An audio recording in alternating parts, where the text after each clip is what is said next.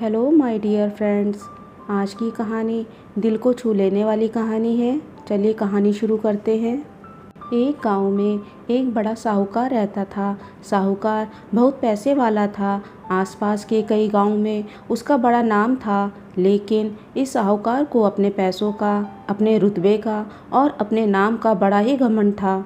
वह अपने नाम को बनाए रखने के लिए बहुत ज़्यादा सोचा करता था और बिना किसी की भावना की कदर किए वो सब करता था जो उसे लगता कि करना चाहिए। साहूकार को कई सालों बाद एक संतान प्राप्ति हुई थी। साहूकार ने अपनी इस खुशी को मनाने के लिए अपने घर पर एक बहुत बड़ा कार्यक्रम रखा, जिसमें उसने आसपास के गांव के सभी श्रीमंत लोगों को और सिर्फ ऐसे रिश्तेदारों को जो पैसे वाले थे बुलाया था। पास के ही गांव में साहूकार की खुद की सगी बहन भी रहती थी, क्योंकि इन दिनों उसकी आर्थिक परिस्थिति कुछ अच्छी नहीं थी, इसलिए उसने अपनी बहन को तक इस कार्यक्रम में नहीं बुलाया। साहूकार ने जिस कार्यक्रम का आयोजन किया था वह इतना भव्य था और इसके अलावा उसमें इतने प्रसिद्ध और श्रीमंत लोग आने वाले थे कि इस कार्यक्रम की चर्चा हर गांव में होने लगी। यह खबर उस साहूकार की बहन तक भी पहुंच गई। बहन को यह जानकर बहुत ज़्यादा खुशी हुई कि इतने सालों बाद उसके भाई को आखिरकार संतान सुख प्राप्त हो ही गया। बहन ने सोचा कि भाई गलती से उसे इस बारे में बताना भूल गया होगा और अपनों को भला कोई न्योता देता है। भोली बहन ने अपने भाई के यहाँ उस कार्यक्रम में जाने की तैयारियां शुरू कर दी। जिस दिन वह कार्यक्रम था उस दिन बहन सुबह सुबह ही अपने भाई के घर जाने के लिए निकल पड़ी। रास्ते में अपने पुराने मैले कपड़े देख उसे ख्याल आया कि अगर किसी और के घर जाना होता तो मैं ऐसे कपड़ों में जाने की सोचती भी नहीं, लेकिन मैं तो अपने घर मेरे मायके जा रही हूँ, वहाँ मुझे ये सब सोचने की कोई ज़रूरत नहीं है। जैसे ही वह अपने मायके पहुँची, वहाँ का भव्य आयोजन देखकर वह बहुत खुश हो गई और उसे अपने भाई पर बहुत गर्व हुआ। वहाँ पर वह जल्दी से जल्दी अपने भाई को मिलकर उसकी खुशी में शामिल होना चाहती थी। वह तुरंत सीढ़ियाँ चढ़कर घर के अंदर प्रवेश कर गई। उसने देखा कि उसका भाई मेहमान के तौर पर आए सभी धनवान और नामी लोगों का स्वागत करने में व्यस्त है। बहन जैसे ही अपने भाई की तरफ उससे मिलने के लिए बढ़ी, उसके भाई की नज़रें उस पर पड़ गईं और अपनी बहन को ऐसे मैले पुराने कपड़ों में देखकर भाई ने उससे मिलना तो दूर बल्कि तुरंत बहाना बनाकर वहाँ से निकल गया। बहन ने सोचा इतने लोगों में बेचारा अकेला भाई क्या क्या करे, ज़रूर उसे कुछ काम याद आया होगा, इसलिए वहाँ से चला गया होगा। बहन बाद में अपनी भाभी से मिलने गई।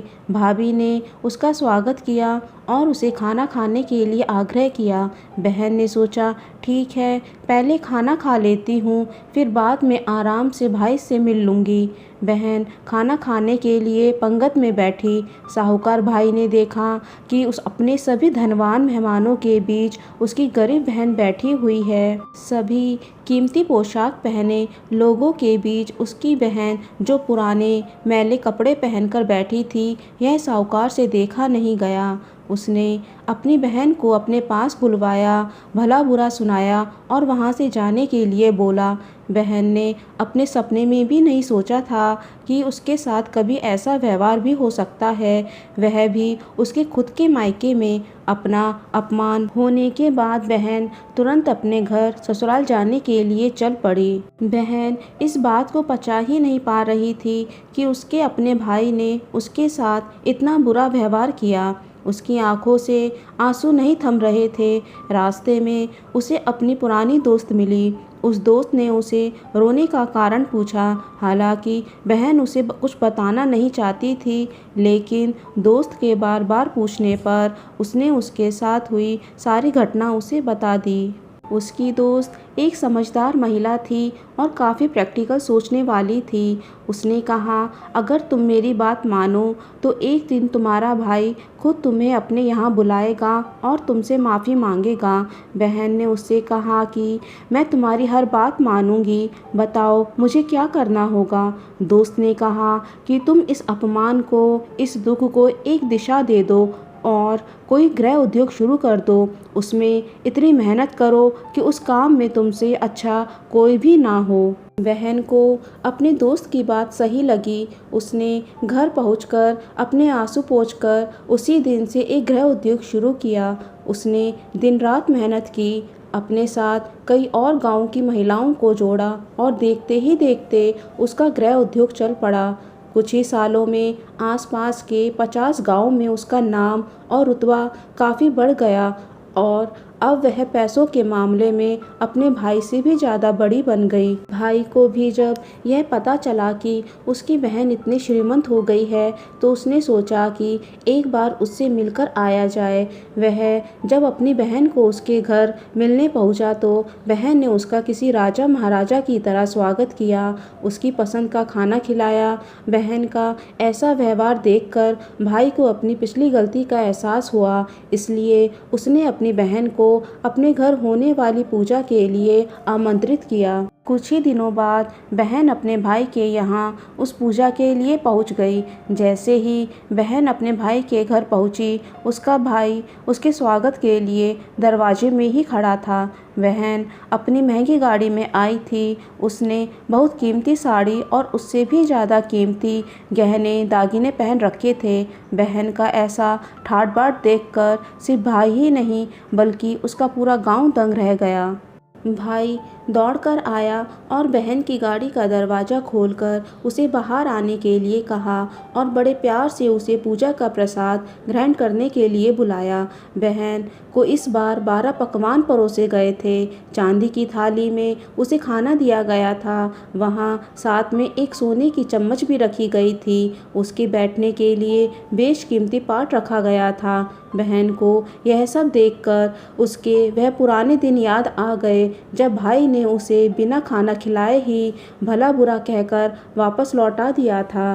बहन खाना खाने के लिए तो नहीं बैठी, लेकिन उसने अपने सारे कीमती दाग दागिने और जेवर उतार कर उस थाली के सामने रख दिए और खाने में से कुछ निवाले उन दाग दागिनों पर रख दिए। बहन का ऐसा व्यवहार देखकर सभी हैरान थे। किसी को नहीं समझ आ रहा था कि बहन ऐसा क्यों कर रही है।